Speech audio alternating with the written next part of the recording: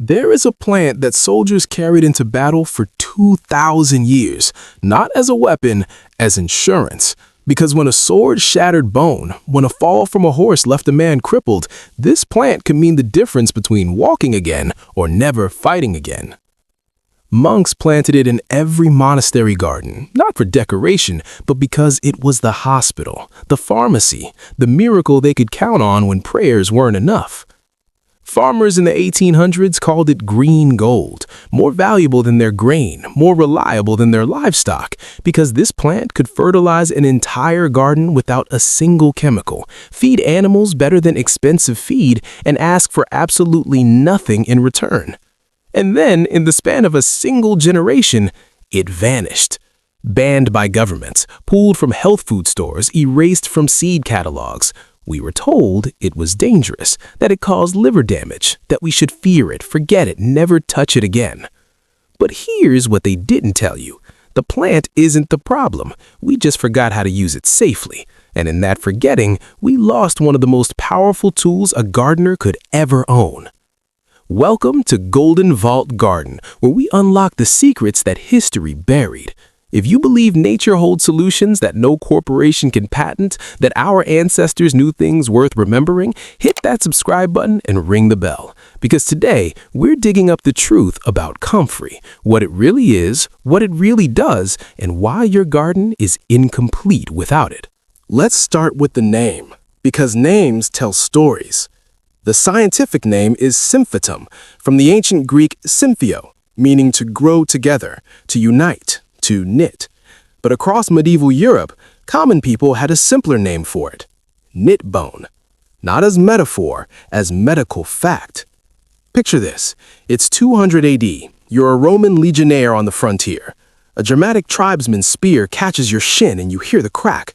Your bone is broken. There are no hospitals for 500 miles, no morphine, no x-rays, no surgeons. But your unit medic reaches into his pack and pulls out a dried black root. He grinds it with water into a thick paste. He packs that paste around your leg, wraps it tight with cloth, and lets it dry hard, like a cast. And within days, something remarkable happens. The pain lessens, the swelling goes down. Within weeks, you're walking. Within months, you're marching again. This wasn't superstition. It was repeatable medicine, documented in the oldest medical text in Western civilization. Dioscorides was a Greek physician who traveled with Roman armies in the 1st century AD. He wrote a 5-volume encyclopedia called Materia Medica regarding medical materials. For the next 1,500 years, it was the medical textbook of Europe and the Middle East. And in it, Dioscorides wrote this about comfrey. The roots boiled in water and trunk are good for those who spit blood and for ruptures. Applied externally as a poultice, they join together fresh wounds and glue together flesh that has been severed. Glue together flesh that has been severed. Think about that. He wasn't describing stitches. He was describing the plant doing the stitching. Fast forward to medieval Europe. Every monastery had a physic garden, a medicinal garden, and comfrey was always there. Saint Hildegard of Bingen, the 12th century abbess and polymath, prescribed it for ulcers, broken ribs, and lung disease. Nicholas Culpeper, the famous 17th century herbalist, wrote, "The roots of comfrey, boiled in water, are so powerful and healing that if pieces of flesh are boiled in a pot with comfrey, they will join together again." He literally said, throw meat in a pot with comfrey and it'll fuse back together.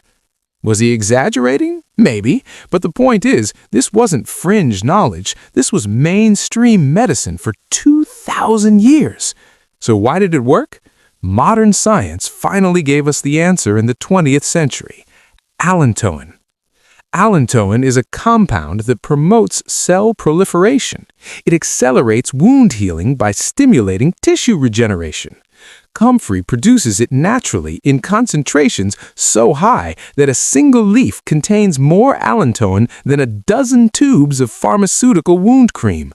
In fact, if you go to a pharmacy today and pick up a scar cream, a burn gel, or an ulcer treatment, check the label. There's a good chance allantoin is listed right there. Except now it's synthesized in a lab and sold for $15 per ounce. Nature did it first, and nature did it free. If you're finding value in this deep dive into botanical history, do me a favor and hit that like button right now. It tells YouTube that this content matters, and it helps us reach more gardeners who need to hear this story.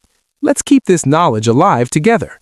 But Comfrey's story doesn't end in the hospital, because farmers discovered something that changed everything. This plant wasn't just medicine for people, it was medicine for the soil. In the 1800s, British farmers noticed something odd. Cows that grazed near comfrey patches produced more milk. Chickens that ate the leaves laid bigger eggs with darker yolks. Pigs fattened in half the time. So they started cutting it deliberately, feeding it to livestock, and the results were staggering. Fresh comfrey leaves contain up to 25% protein on a dry weight basis, comparable to alfalfa. But unlike alfalfa, you didn't have to replant it every year. You didn't need fertilizer, you didn't need pest control. You planted it once, and it came back every spring for 30 years. Then farmers realized something even more valuable. Comfrey wasn't just feeding animals, it was feeding the soil. Most garden plants have shallow roots. Tomatoes, lettuce, beans, they only reach down a foot or two. But comfrey, its taproot plunges 10 feet deep, down into the subsoil where most crops can never reach. And down there, it mines minerals: potassium, calcium, magnesium, phosphorus, iron. It pulls them up from deep in the earth and concentrates them in those big, rough leaves. When you cut those leaves and lay them on your garden, they decompose in just a few weeks, releasing all those minerals right where your vegetables need them. Gardeners started calling it black gold. One plant could produce 4 to 5 pounds of green material per month from spring to frost. That's over 40 pounds of free organic fertilizer per plant per year. In the 1870s, a British Quaker named Henry Doubleday became obsessed with this plant. He spent 40 years traveling across Russia, collecting different species, testing yields, breeding hybrids. He developed a variety called Bocking 14, a sterile hybrid that couldn't spread by seed, only by root division. That meant it was incredibly productive, but also controllable. It wouldn't take over your garden like a weed. Doubleday believed comfrey could end hunger. He wrote that it was the most valuable plant in temperate agriculture. He distributed rootstock to farmers across England for free. By the early 1900s, thousands of British farms were growing it. During World War I, when food shortages devastated Europe, the government actually encouraged citizens to grow comfrey in their victory gardens. It was survival food, the plant that kept people alive when everything else failed. And then, in the 1970s, the organic gardening movement rediscovered it. Permaculture designers planted it in food forests. Homesteaders grew it to feed goats and chickens. Herbalists sold dried leaves and roots for teas and salves. By 1980, comfrey was everywhere, trusted, ancient, proven. And then, everything changed. In 1978, a research paper published in Japan dropped a bombshell. Comfrey contained compounds called pyrrolizidine alkaloids, PAs for short, and in high doses they caused liver damage in rats. The study fed rats a diet consisting of 8% comfrey root for weeks. The rats developed liver toxicity. Within a few years, regulatory agencies worldwide were investigating. By 1984, the UK issued warnings. In 1992, the FDA advised against internal use. By 2000, comfrey products were restricted or banned across most of the developed world. The message was clear. Comfrey is dangerous. Do not consume it. Do not trust 2,000 years of use. Trust us instead. And here's where we need to be honest. Because unlike the conspiracy-driven videos you might see elsewhere, we're going to tell you the whole truth. The PAs are real. The liver toxicity is real. The bans were not without reason. But, and this is crucial, the studies had problems. First, they tested the root, not the leaves. The root contains far higher concentrations of PAs than the leaves, sometimes 10 to 20 times more.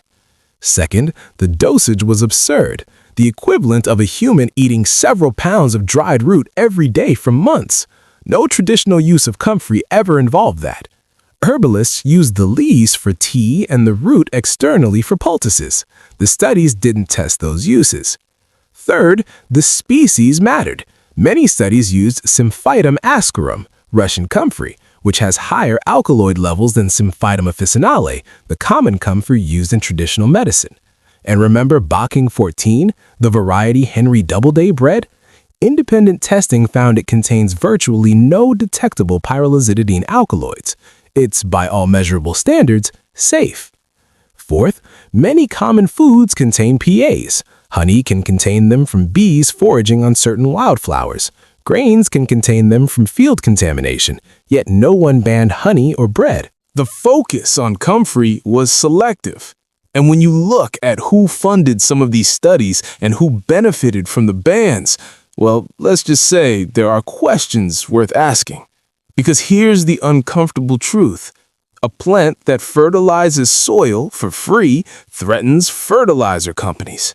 A plant that heals wounds threatens pharmaceutical companies. A plant that feeds livestock without grain threatens industrial agriculture. Comfrey is abundant, regenerative, and impossible to patent.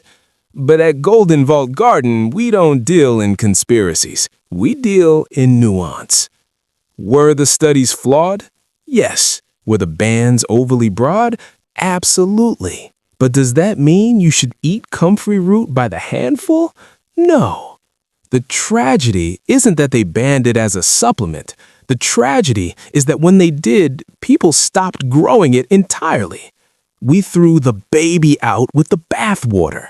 Because while you might not want comfrey on your dinner plate, your tomato plants are starving for it. A quick question for the vault community. How much do you spend on fertilizer every spring? $20, $50, $100? Drop a number in the comments below, because I'm about to show you how Comfrey can give it to you for free. And while you're down there, if you haven't subscribed yet, now's the time. We're just getting to the good part. So, how do we bring Comfrey back responsibly? Let's break it down into 3 safe, science-backed uses that'll transform your garden. Use number 1, the ultimate free fertilizer. This is called chop and drop, and it's the backbone of permaculture farming. You plant Bocking 14, the sterile variety that won't invade your garden. Once it's established, you can harvest it 3 to 5 times during a growing season. Cut the leaves down to about 2 inches above the ground, take those massive leaves and lay them directly around your tomatoes, peppers, fruit trees, whatever needs feeding. As those leaves decompose, they release a slow, steady stream of nitrogen, potassium, and phosphorus, the holy trinity of plant nutrition. It's like a time-release fertilizer capsule, except it's free and you made it yourself. Studies have shown that comfrey mulch can increase tomato yields by up to 42% compared to bare soil. 42%! That's the difference between a decent harvest and a legendary one. And here's the beautiful part. The plant grows back. Within a few weeks, those leaves you cut are back, and you can harvest again. It's a renewable resource that never runs out. Use number 2, the stinky but powerful comfrey tea. If you want liquid fertilizer, this is your move. Take a 5-gallon bucket, stuff it with comfrey leaves, pack it tight, weigh them down with a brick, fill the bucket with water, and cover it with a lid. Wait 3 weeks, and fair warning, it's gonna smell bad, like swamp gas mixed with rotten vegetables. That's the anaerobic bacteria breaking down the plant matter into liquid nutrients. But when you open that bucket, you'll have a thick, black liquid that looks like motor oil. That's pure plant gold. Dilute it 10 parts water to 1 part tea and water your plants with it. They will explode with growth. Leaves will darken, stems will thicken, fruits will swell. This is the same liquid fertilizer commercial farms buy for $30 a gallon. You just made it for free in your backyard. Use number 3, external healing, the safe way to use Comfrey. Remember when we talked about allantoin, that wound healing superpower? It still works. You just don't eat it, you apply it. Modern herbalists make Comfrey salves by infusing the leaves in oil, then mixing that oil with beeswax. The result is a thick, green balm that's incredible for bruises, sprains, joint pain, muscle strains, and minor cuts and scrapes. Clinical studies published in the 2000s confirmed this. Patients using Comfrey cream for knee osteoarthritis experienced significant pain reduction, comparable to prescription anti-inflammatory drugs, but without the stomach issues or side effects. The German Commission E, which regulates herbal medicine in Europe, officially approved external Comfrey preparations for blunt injuries and inflammation. Even pharmaceutical companies now sell Comfrey-based creams in drugstores. They just brand it, charge $20 per tube, and call it innovation. You can make your own for pennies. Before we wrap up, I want to know, are you going to try growing Comfrey this spring? Yes or no? Drop your answer in the comments. And if you know someone who's spending a fortune on fertilizer or dealing with joint pain, share this video with them. This is knowledge that changes lives, but only if we spread it. So here's my challenge to you. This spring, plant just one Bocking 14 root. You can find them online from permaculture nurseries, through plant swaps, or from gardening groups in your area. Plant it in a corner of your garden. Water it once, then step back and watch what happens.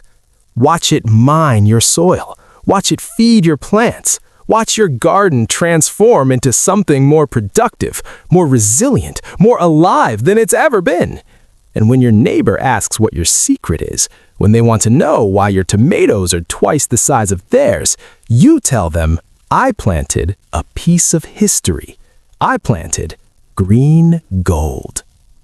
If this video opened your eyes to what we've lost and what we can reclaim, smash that like button and subscribe to Golden Vault Garden. We're building a community of people who refuse to forget, who refuse to depend on systems that profit from our ignorance, who choose to remember what our ancestors knew and use it to build something better. Hit that bell so you don't miss our next unlock from the vault.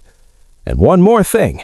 If you got value from this video, please share it. Send it to a gardener. Send it to a homesteader. Send it to anyone who's tired of depending on corporations for things they could grow themselves. Because the only way we preserve this knowledge is by spreading it. Thank you for being part of the Golden Vault community. I'll see you in the garden.